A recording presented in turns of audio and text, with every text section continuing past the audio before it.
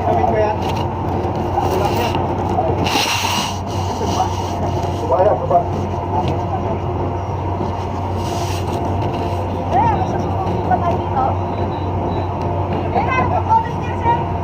Sudah na din. Tatanong mo kung gagawin eh. Madumi tayo, madumi ka. Lang may pusok lang yan. Pusok lang. Okay, tuloy. So, kaya ako naligaw dito dahil dito sa pag-trip. Nakamang meron sa Japan. Bakit pa natin kailangan mag-respond kung merong space, no? So, kung ano nga space natin, bilang tiglit, bilang oil, bilang polymer, ganun tayong space na gas. So, bilang biyahe, ganyan. Okay? Pero tingin ng makina. Pero, tinilord lang namin ito kung saan tayo possible mo ito. Possible mo ito tayo yung nalilitan yung oil. Okay? Tapos yung polymer, no? So ngayon, ang gagawin natin, demonstration muna kung sa yung oil, no? So una po nakakita tayo, kasi pagka yun ay hindi natin bigyan ng ako, hindi tayo nag-respond. Possible dyan na pagmula ng tulog, hindi tayo ma-disconnect na madulas yun. Polymer na kayo namin. Pwede rin outdoors ng lupa. Pagka kasi ng lupa yan mga sir, no? Mapupunta yan sa tubig sa ilalim ng lupa. Pwede ito bang tubig sa ilalim ng lupa, di ba tayo na lang? So, babalik din sa atin. Kaya, kailangan, makakapalalim ng mga ganun natin na kasi, para yun sa 5% para sa bank natin yun. Okay? So, una, pagka meron tubig, ang gagawin natin ay i-assess natin yung tubig na nangyari. Kung natin makikita, bawa kung konti lang naman, kaya namin gawa ng paraan. So, gagawa na natin. Kung malaki yan o maramihan, katulad ng nadaan natin kanina, mga polymer, kung malaki yan yun, kailangan yun naka-force. I-management natin para magawa natin ang mga action. Kasi, agaran, saka malaki ang action. Dito, pantala, yung gagawin natin, no? I-assess natin. Halimbawa, natumba yung container, natumba natin ito, namalig ito, lang, so, nakakita tayo ng spill. Tumatong pa lang yung container. Ang gagawin natin, siyempre, kukontrolin natin yung tumatapon, So, itatayo lang natin, di ba? Itatayo lang natin. Para mawala yung mga tumatapon. Saka na natin i-build yung tumatapon. Tapos, ang tanong, paano kung may butas yung ba, malaking cramstone, may butas sa gitna, matumpa siya. Tapos, kinayo na natin, yung tumatagas pa rin, di ba? Paano yung pwede natin gawin? Para makontrol natin yung tumatapon na langis. So, hydraulic oil pa yan, focus oil. May butas sa ating tayo lang. Paano? Ang una siyempre kung kung may available na drip pan, maganda yung nice. So, kung malinis ang drip pan, mas maganda. Kasi halimbawa, kung ganun siya graph, hindi mas malaki sa drip pan. Para yung langis, malinis yung drip pan, pwede mo siyang salin, mabalik sa graph, no? Pwede mo natin magamit ulit. Kung madumi yung drum, ayun, madumi yung drip spray na ginamit natin, so hindi na natin yung drip spray. Ano ba kung fresh na hydraulic oil, madumi yung drip pa na ginamit natin, so hindi natin yung pwede gamitin. Kung malinis, pwede natin siyang gamitin.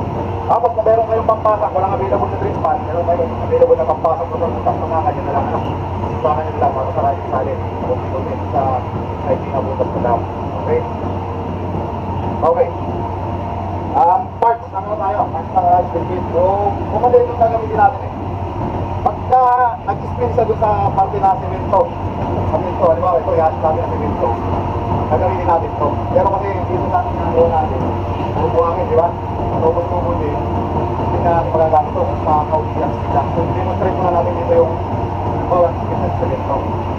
So, sa spin kit, ang gagamitin natin ng pang-respond, sa natin ito.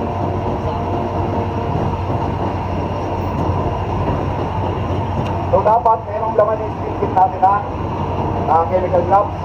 Okay. Meron siyang pads o absorbent. Okay. Tapos ito yung pang-dye. Okay. Ang gamit nito, ito yung pang-bulong. Pang-bulong din sa tumapon na langis, no? Kung ang umabot yung langis, ang dapat na lalagay natin ito, kung saan siya umaabot una.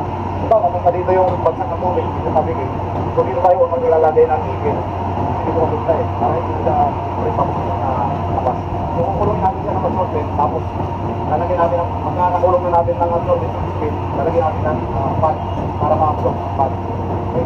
Tapos yung last na part ng skin, ito. Okay. Dito naman natin ilalagay yung mga contaminated na absorbent na may pantay.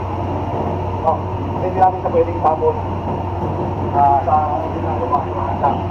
Dapat siya ay nakasigilin pa rin siya sa space storage facility natin. Dito rin tayo eh. So, ganun din dun sa mga mekro na buhanin. Okay, assume natin, makasok na ko ng pipin sa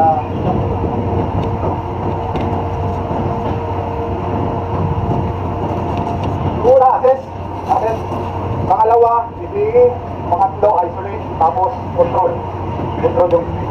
So yung tatlo lang. Ayan.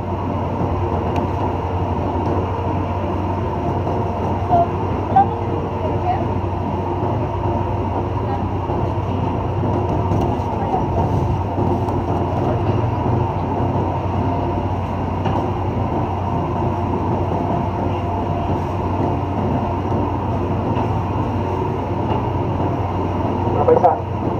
Tatlo para mabilis-bilis. Ano pa rin ko isa?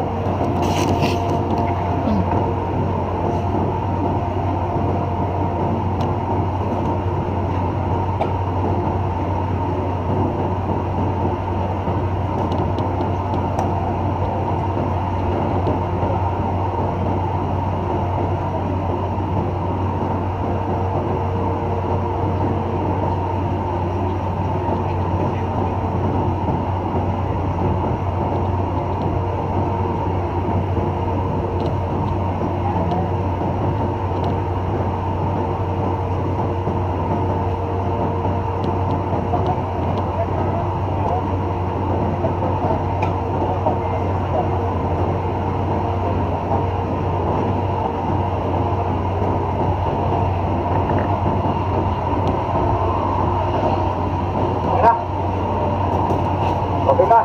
Halimbawa, may natapon na nakakita natin, natapon medyo marami yung tapon. So, una, assess, di ba? Assess. Pangalawa, kukontrolin natin kung saan nagagaling yung tapon. Pangatlo, lalagay natin ng barikada, i-isolate natin. Tapos pang-apat, i-contain natin yung natapon. Okay? So, yun tayo. So, halimbawa, ito yung langis, natapon, medyo marami. Pero kukuntihan ko lang siyempre. Tapos ito yung, dito nagaling yung natapon na langis, drop. Okay. Mga kapatid, rescuer, mga... Okay, isa.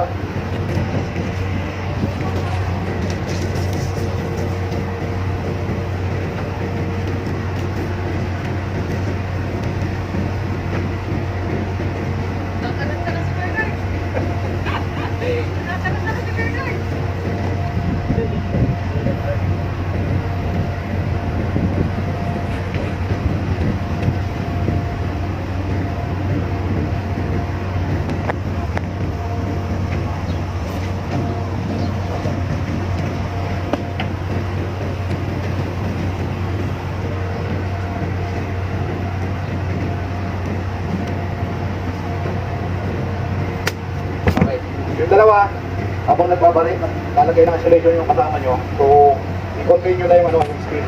Gamitin natin yung speed kit. Kung may PPE lang, pwede rin pumasok ka. Yan lang.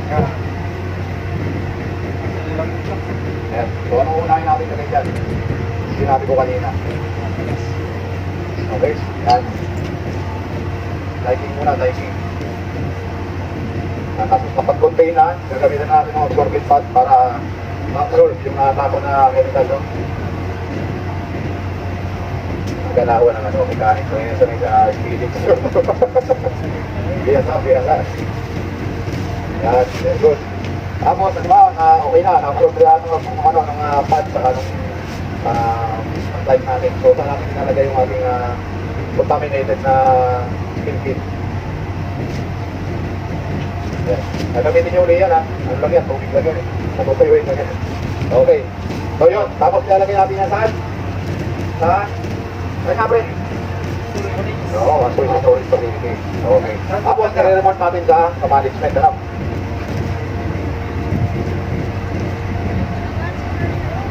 Yun. Ganun yan. And then, yung halimbawa, sa buhangin naman sila tapon, so siyempre, hindi na natin kakailanganin ng ano, ng mga stick, no? Yung kasi. So, kung ganun lang naman siya kakonti. So, papalain lang natin yung affected na soil o yung buhangin. Tapos, nalagay nyo dun sa container. Pwede sa balde, tapos sa kanina nalagay dun sa storage area. Okay. Kaya, sa polymer naman, paano ang ginagawa niyo sa polymer? Pero ikaw mag-share. Wala kami po. Ay, wala pa kayo ngayon, ano? Ay, oo nga pala. Tapos ang polymer can pala. Baka na natin sa polymer, pagka meron na kayong mga dito, starring can. Sa subway kasi meron eh. Sa January sir, January, o gawa tayo. Ayun lang mga sir, may tanong pa kayo, question, suggestion. Kung gusto mo linawin, kung saan ginawa natin yan. wala ko sir. Tapos na. Meron dyan! May taas! Okay lang mga sir, salamat sa inyo. Thank you.